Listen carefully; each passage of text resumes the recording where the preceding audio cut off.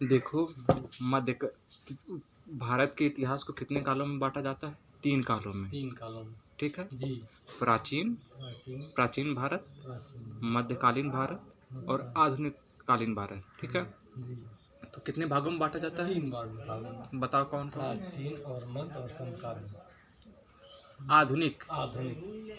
ठीक है और हाँ, तो जैसे कहने का ये अर्थ है कि अब मध्यकालीन जो भारत के इतिहास की जो शुरुआत होती है, ठीक है, वह भारत पर अरबों के आक्रमण से शुरुआत होती है। ठीक है तो ये लूसेंट में पेज नंबर 35 जो भी देखेंगे, पेज नंबर 35 पे देखेंगे 24वां। तो 24वां है भारत पर अरबों का आक्रमण। ठीक है, भारत पर किसका आक्रमण हुआ था? अरबों। ठीक है जी। तो ये मोहम्मद बिन कासिम, किसके नेतृत्व? मोहम्मद बिन कासिम। तो उसके नेतृत्व में क्या हुआ था? आक्रमण। भारत पर जो है अरबों ने सफल आक्रमण किया था। किसके नेतृत्व में? मोहम्मद बिन कासिम के नेतृत्व में अरबों ने सिंध पर जो है 712 ईस्वी में क्या पाई थी? विजय पाई थी। किसने पाई थी? विजय पाई। अरबों ने। किस पे? भारत पर। भारत पर नहीं, सिंध पर। किस ईस्वी में? 712। ठीक है, क्लियर हो गया। अरब आक्रमण के समय सिंध पर दाहिर का शासन था। अरब आक्रमण के समय सिंध पर किसका शासन? दाहिर का। ठीक, समझ गए? Concept clear? हाँ, तो भारत पर अरब वासियों के आक्रमण का मुख्य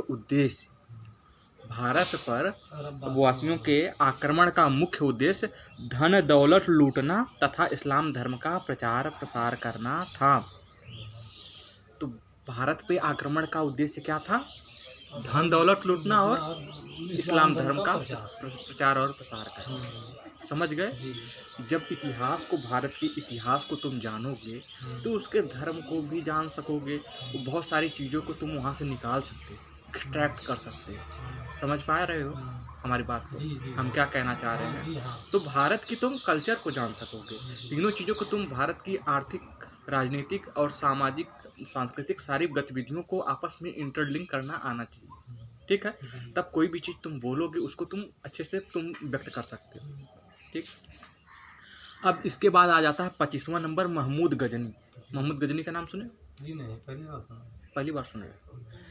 तो अलप्तगीन नामक एक तुर्क सरदार, क्या नाम?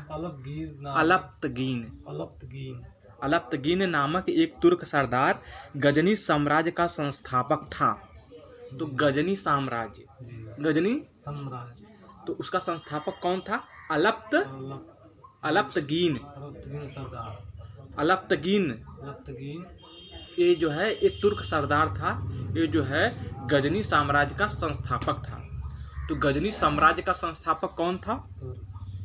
तुर्क नहीं, अलप्तगीन क्या था? संस्थापक। किसका? गजनी साम्राज्य का। किस साम्राज्य का? गजनी साम्राज्य। क्लियर हुआ जी। तो अलप्तगीन किस साम्राज्य का संस्थापक था? गजनी साम्राज्य का। ठीक है, कौन था ये? एक तुर्क सरदार था। अलप्तगीन एक तुर्क सरदार था जो गजनी साम्राज्य का संस्थापक था। समझ में आ गया जी? क्लियर हो गया पूरी? अलप्तगीन का गुलाम तथा दामाद सुबुक्तगीन था। कौन था? सुबुक्तगीन कौन था? अलप्तगीन का गुलाम तथा दामाद। गुलाम भी था और दामाद भी था। ठीक है, अपने पिता के काल में गजनी खुरासान का शासक था।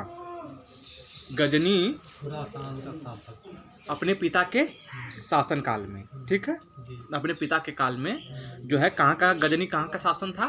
शासक था खुरासान का शासन। समझ में आ गया? कहाँ का शासक था? खुरासान। कौन था? गजनी। किसके काल में? पिताजी के अपने काल में। महमूद गजनी 27 वर्ष की अवस्था में मोहम्मद गजनी 27 वर्ष की अवस्था में कौन गजनी? महमूद गजनी। महमूद गजनी 27 वर्ष की अवस्था में 997 ईस्वी में गद्दी पर बैठा। 997 ईस्वी में गद्दी पे बैठा। तो महमूद गजनी कितनी वर्ष की अवस्था में? 27 साल की अवस्था में कहाँ पर बैठा? गद्दी पर बैठा। ठीक है, क्लियर हो गया। बगदाद का खलीफा कौन था?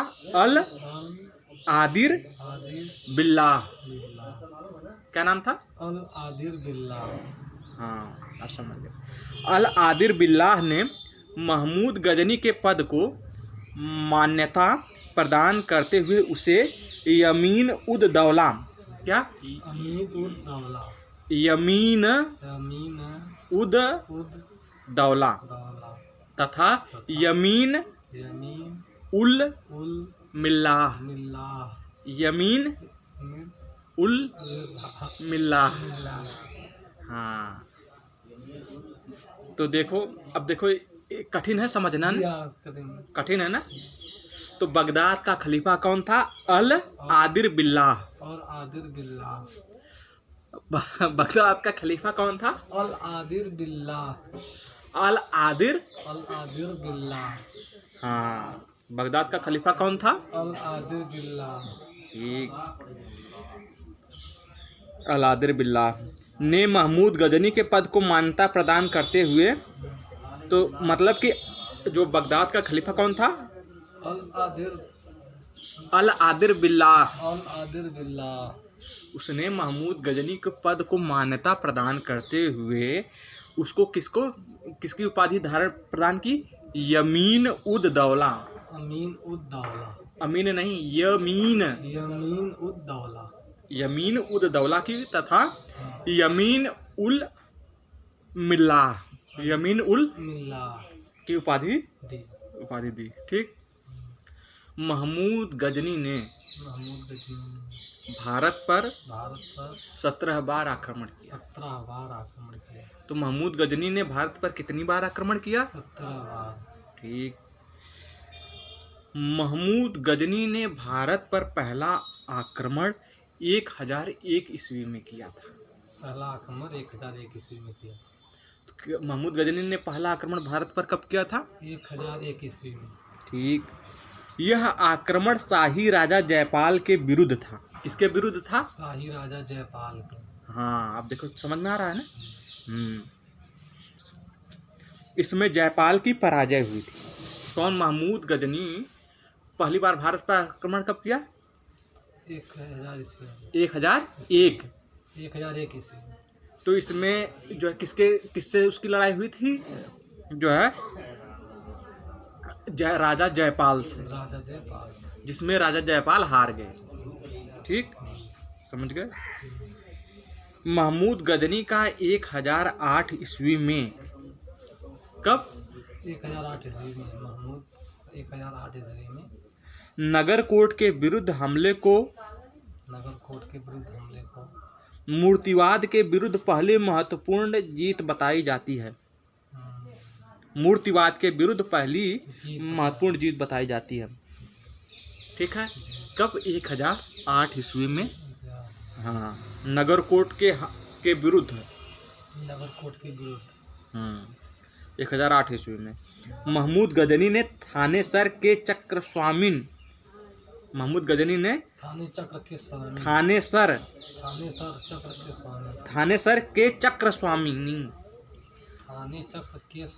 नहीं, महमूद गजनी ने थानेसर के चक्र स्वामीन महमूद गजनी ने थानेसर के चक्र स्वामीन की कांस्य निर्मित आदमकद प्रतिमा को गजनी भेजकर रंगभूमि में रखवाया। इसमें कुछ समझ में आया? जी हाँ। महमूद गजनी ने किसकी कांस्य प्रतिमा को? किसकी कांस्य प्रतिमा को? थानेसर के चक्र स्वामीन की।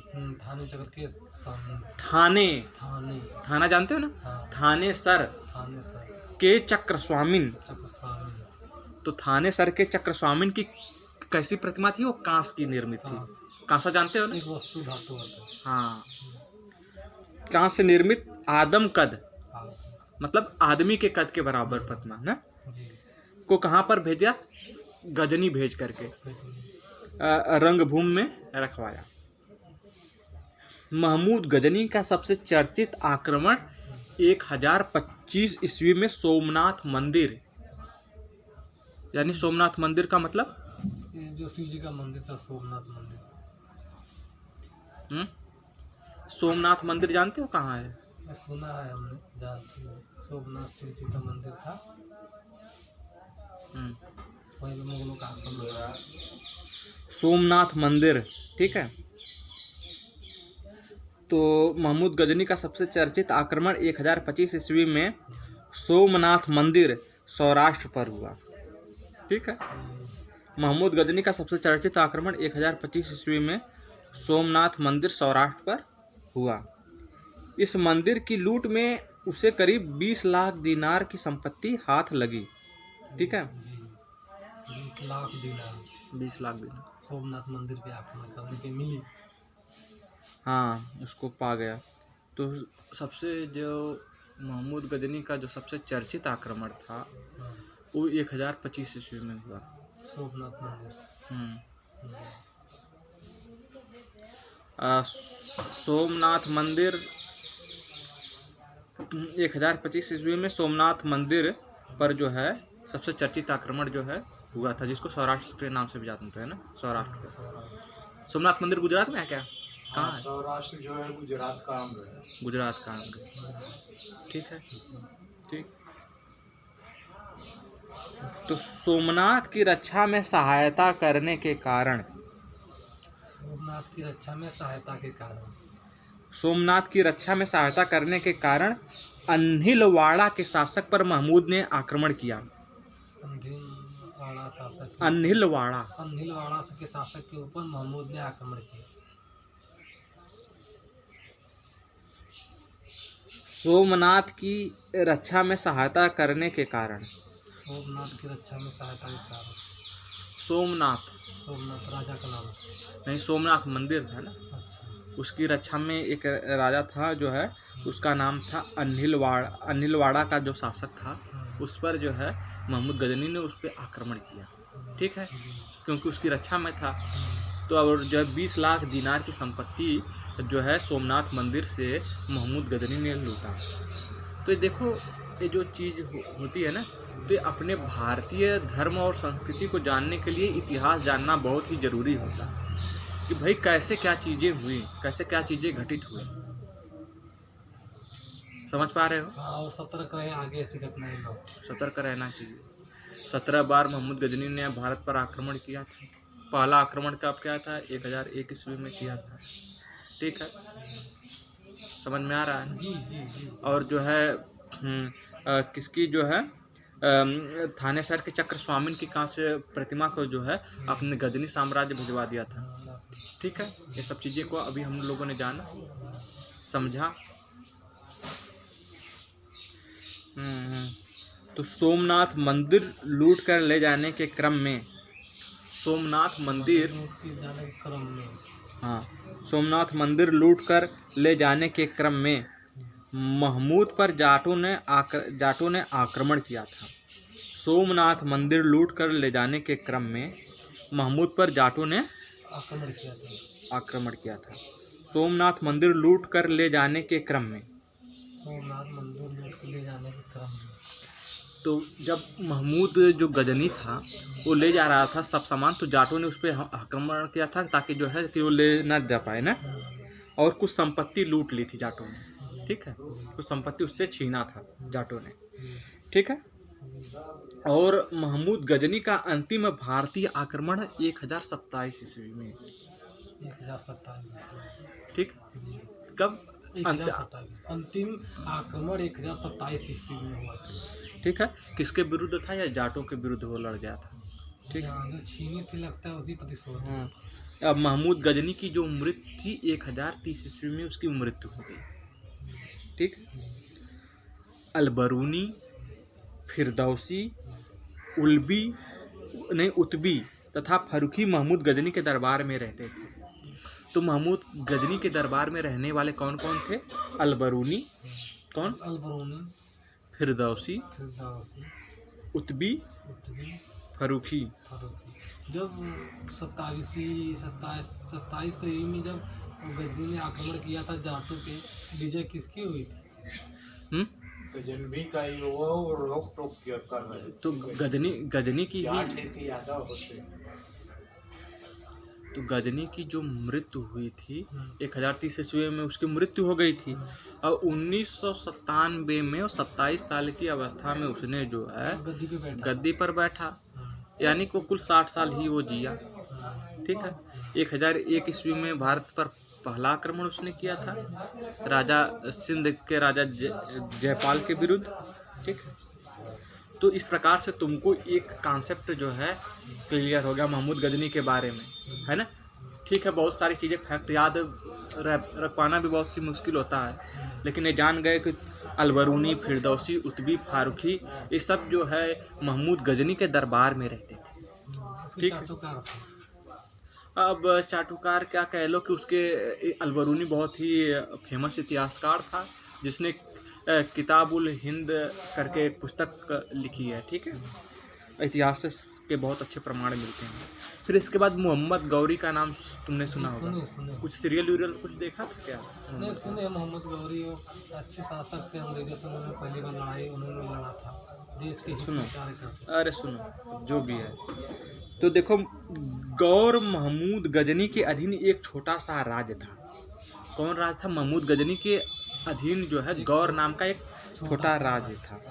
तो 1173 ईस्वी में, कब? 1173 ईस्वी में। ठीक है। जी। शहाबुद्दीन मोहम्मद गौरी, शहाबुद्दीन मोहम्मद गौरी, शहाबुद्दीन मोहम्मद गौरी शहाबुद्दीन मोहम्मद गौरी गौर का शासक था। गौर का शासक। ठीक है। इसने भारत पर पहला आक्रमण 1175 ईस्वी में, इसके 1175 ईस्वी में मोहम्मद गौरी ने, वो था जो हमने पहले पढ़ा, वो था महमूद गजनी, ये मोहम्मद गौरी। मोहम्मद गौरी। ठीक है। तो इसने 1175 ईस्वी में जो है मुल्तान के विरुद्ध युद्ध लड़ा। 1175 में मुल्तान के विरुद्ध युद्ध लड़ा। भारत पर यह था युद्ध। ठीक है। मोहम्मद गौरी का जो दूसरा आक्रमण था